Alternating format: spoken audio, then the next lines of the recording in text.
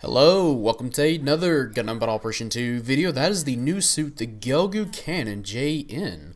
And it's painted like the red shoulder scope dog from Votems. If you don't know what Votems is, pretty good show. I'd highly recommend it. Pretty old though, although they have some newer stuff. But yeah, it looked pretty good actually.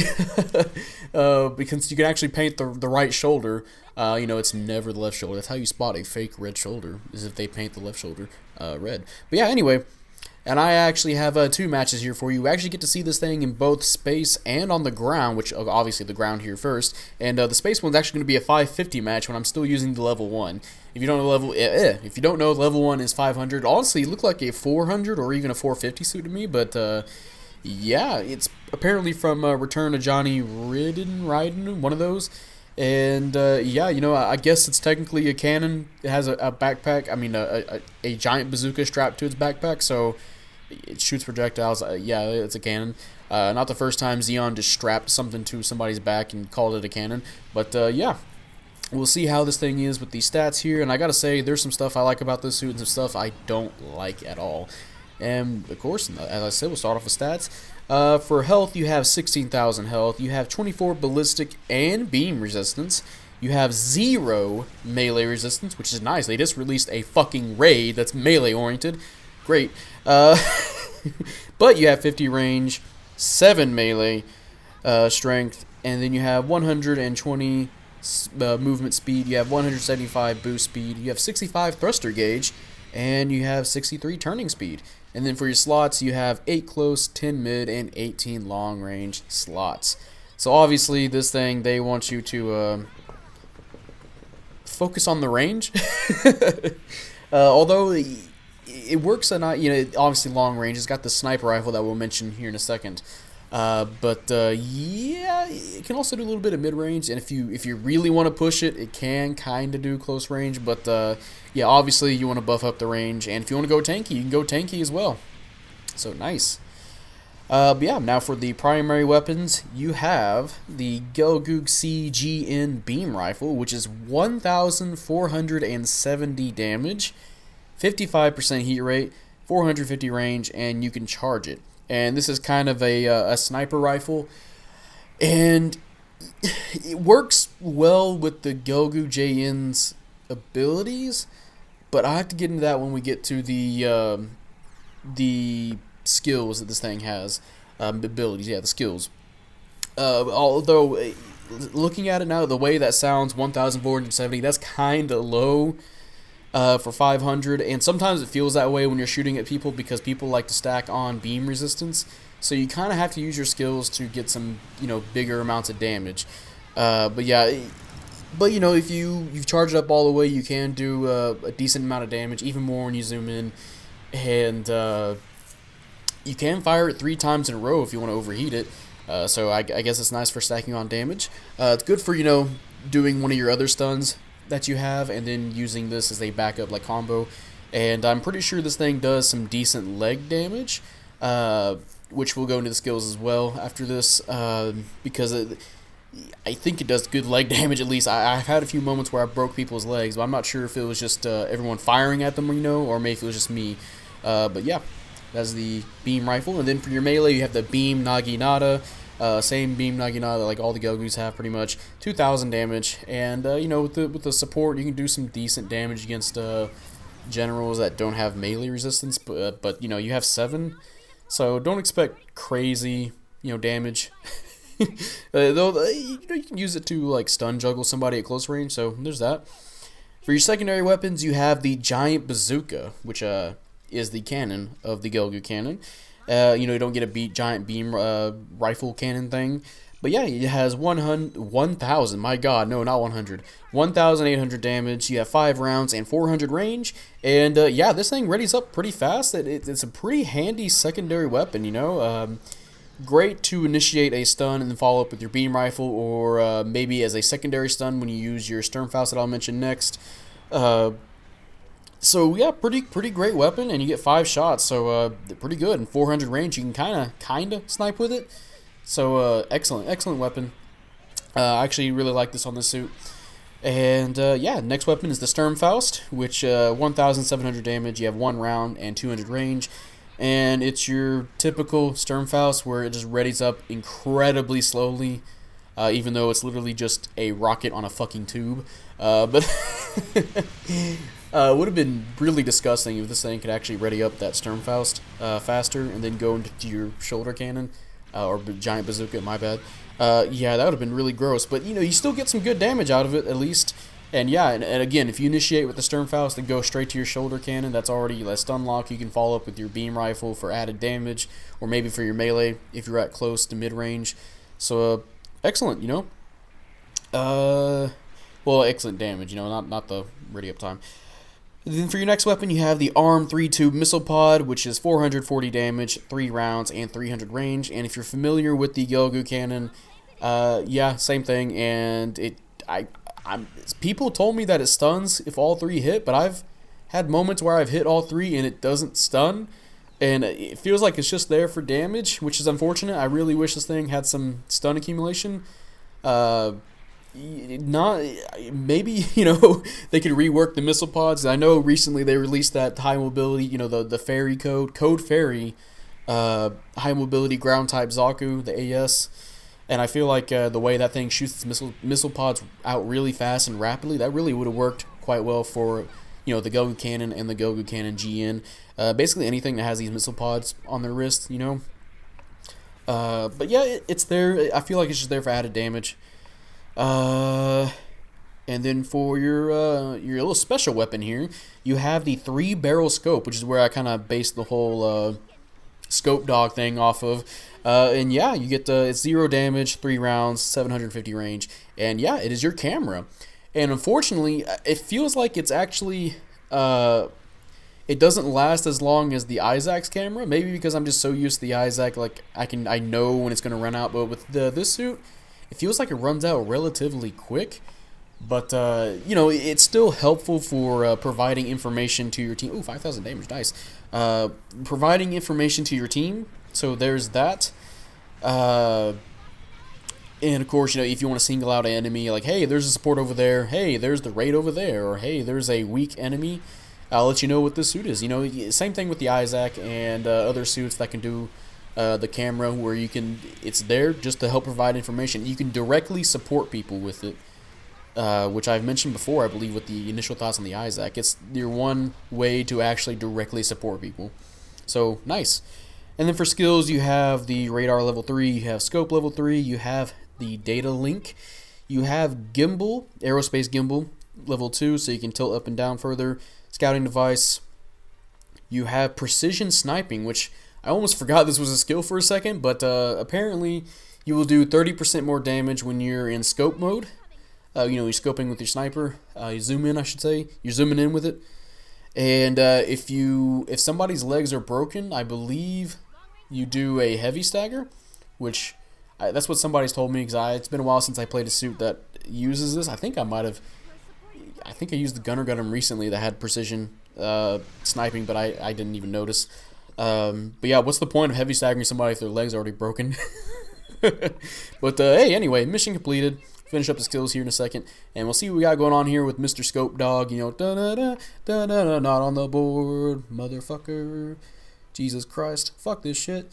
I'll go get some praises though, and I did beat my rival though. Hey, 5th place, 3 and 2, 5th place. I got 5th place. But yeah, now we're in the space match. Completely different fucking paint scheme. And 50 points above my cost here, so we'll see how we can do. And it's Derelict Colony, too. Keep in mind, 0 melee resistance. And you'll see that plenty of times with some of the suits on the enemy team.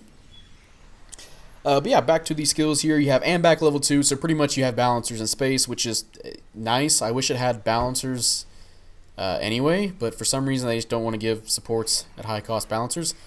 Fuck you, BB. And back add-on buffer level 2, you get frontline support level 2, which I believe is 10 or 15% off. Your next spawn in whenever and other teammates also have this ability. And then precision. Wow, I almost forgot how to pronounce that word. I think I did. An analysis. There we go. Analysis. But yeah, that will let you do 3% more damage on people that you scope or that you take a picture of with your camera. Which I'm still trying to figure out if that also happens with your team. If your team can also do more damage to people that have a picture taken of them. But yeah, pretty nice set of skills. I do wish it had balancers, which I guess that will lead into the pros and cons of this suit. I'll start off with the cons because I have some beef with the cons here. First of all, 0 melee resistance. This suit level 1 is 500, so I'm going to assume there is a level 2 that is 550. There is a lot of suits that will utterly, and I mean utterly, fucking murder you. So first of all, you're a big suit. Yeah, Gelgoogs are big, and they're wide as well with those shoulders. So as soon as, let's say you're playing 550. You know what's at 550? Like a plant.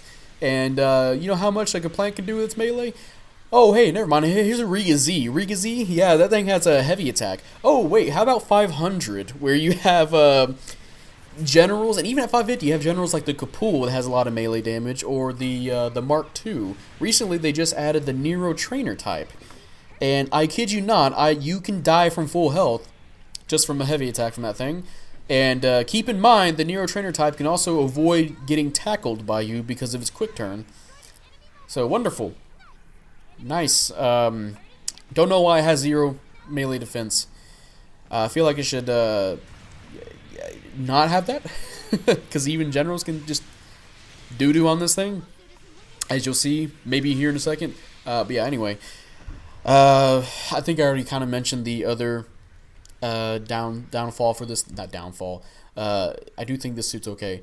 Downside of the suit, a con, is that it's wide. Bigger kind of suit, because it is a Gelgoog. Gelgoogs are kind of big, so you're gonna get caught a lot. You do not have any defensive skills at all. You don't have maneuver armor. You don't have a dodge roll, which I would be fine not having a dodge roll on this thing because it looked like it'd be really clunky trying to roll with a fucking giant bazooka on your back. But I totally could have seen maneuver armor. You do have a decent stun lock with the shoulder bazookas and with your Sturmfaust. There's something there, and if you're really close range, you can do some good melee as well, but it really is going to have to depend on who you're fighting.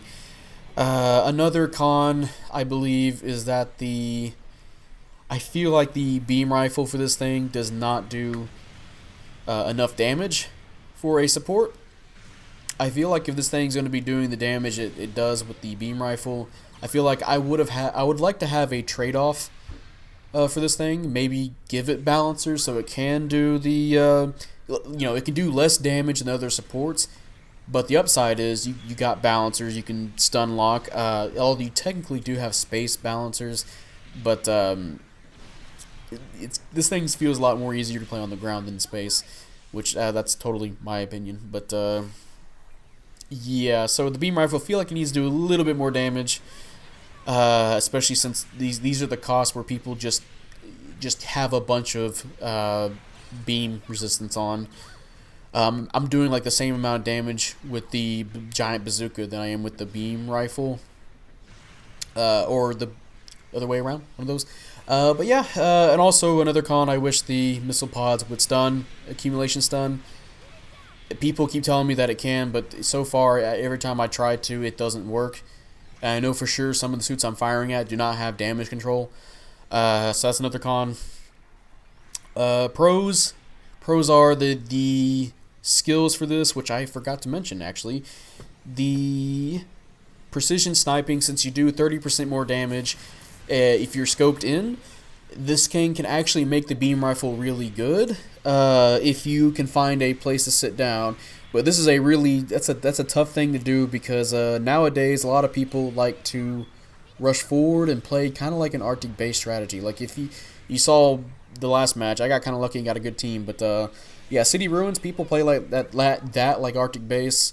Desert, people play that like Arctic base, which can be quite a pain in the ass since you're trying to snipe at people.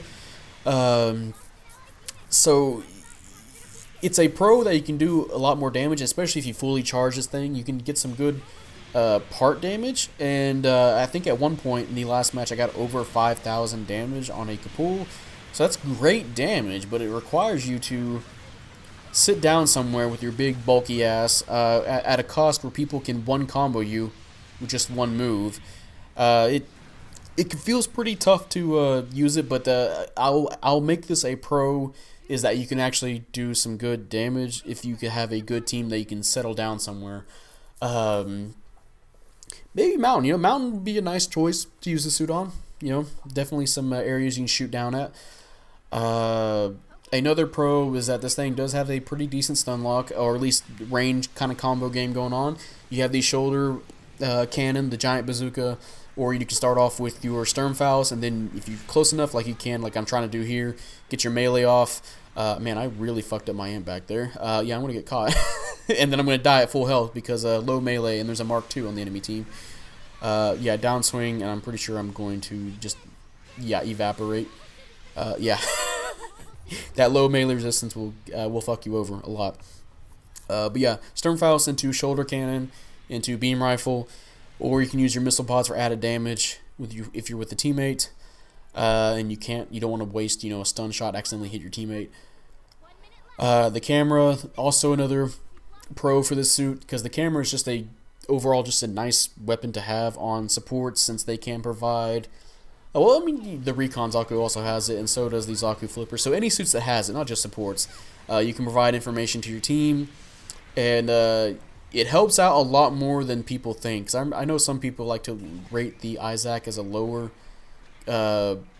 suit in the tier list, but some people like to put the Isaac a little bit in the middle, maybe above, because it does help out a lot when you can see what the enemy team is and where they're at all times. But with this suit, you only see 3 people at a time if you're fast enough. But yeah, hey, there's a raid, go get him. Hey, there's a support raid, go get him. Or hey, here's a general, like I said earlier. So the camera's really nice. I'm trying to think of the pros. Oh, another pro is that this thing does have some tankiness to it besides melee resistance. 24 beam, 24 ballistic, so you can definitely, if you want to tank this up, I believe you can get over 30 on either one of those. And hey, mission completed. We'll see what we got going on real fast. At 550 we won, and I think I actually got a better placement than last match. Ray did a really good job, so I'm definitely going to be praising him.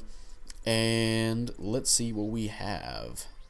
Hey, 4th place, 5-3, and almost 90k damage and some pretty good individual score and assist score. So yeah, definitely better than last match.